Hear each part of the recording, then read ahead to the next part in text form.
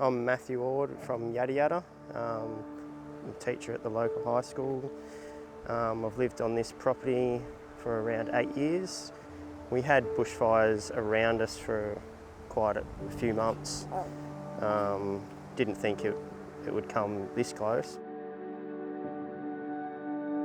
When the fires first started, it was very much to the south. We could see smoke, and then as it went on, it seemed to go out towards the west, out towards the back of Pigeon House. And then, a week later, we just had those super hot 40-degree days, and that's when things started to be a little bit unpredictable. When I brought my 3-year-old up here, it just crushes him because he points out everything. Where's my front door? Where's my toothbrush? It was the kids' safe space, It was everything that they'd grown up with.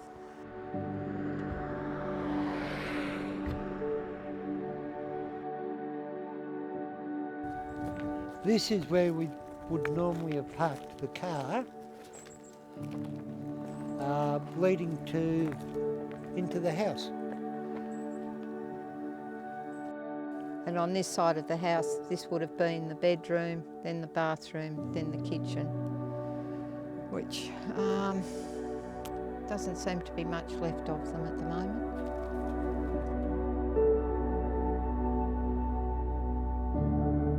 We just got a text message, and it was just a text message saying, "I'm sorry, it's all gone," and that was it. And then during that evening, we started to see images and photos on social media of our neighbour's property was the first one that we saw, and then eventually we saw photos of our house by the end of the night already. So we waited about a week, and the first day my little boy had daycare, we went there to see the property. I mean, you've already seen all the dead trees in all the fire that had gone through the bushland and all the trees on the way through. And then as soon as you turn that corner and start driving down that road into Conjola Park, it was just mass devastation. Like, it was just one house after the other, like all the neighbours' houses were gone.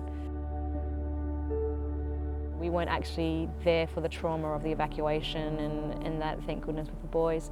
But even so, the mind just doesn't stop.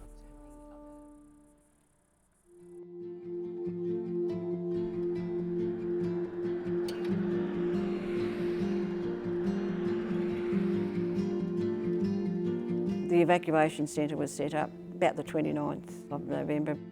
The call went out through the whole of Shoalhaven, and that was the day when I think everybody was door-knocked, and we had just waves and waves of people.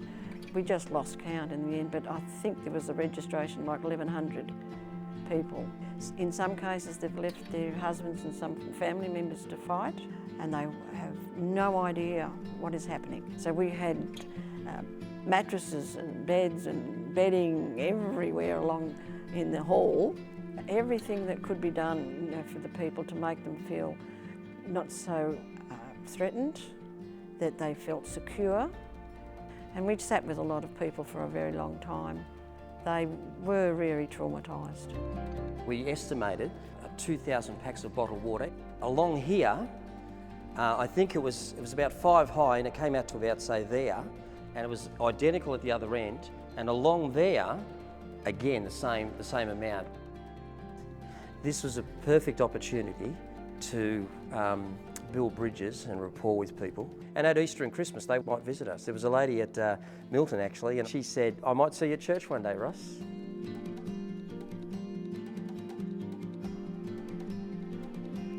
With Anglicare, our little church has been able to increase the value and strength of our partnership to the Shoalhaven more widely.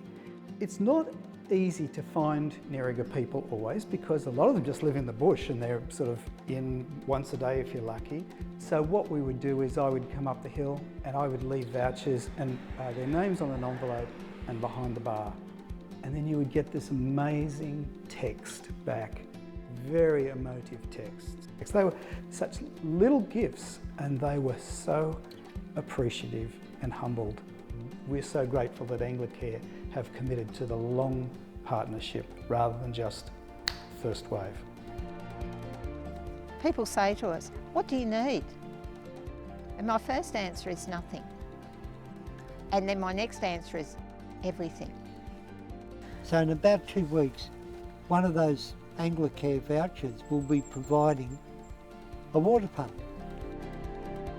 Anglicare, I first went to see them. I'm down at the Aldela Recovery Centre, and we met a really lovely lady. It was actually a lady who could also speak Spanish at the time as well, so my husband and her started chatting, and they took our details and then had a chat, okay, with our family situation, and asked us if there was anything that we needed. My little boy still needed some cupboard space to put his books, you know, and they're like, oh, we can help you with that, and so they got us a bookshelf and gave us some vouchers as well, some food vouchers, some vouchers to Bunnings. So Anglicare were extremely helpful. They offered us financial advice. They helped us with food and essential items for the kids. Being able to actually physically give people something, a Woolworths card, a Bunnings card, and they're actually able to walk out the door with something. It seems little in the general scheme of the bushfires, but it's had an unbelievable effect. People have just been so grateful. At first, I think when you start to receive these things, you've got this sense of pride and this thing that you want to say, no, I don't need this, I can do it myself, I don't need help, you know, and then you realise actually you do. Thank you. Like we've had, a lot of generosity from a lot of people, and it's very heartwarming to be at the receiving end of that.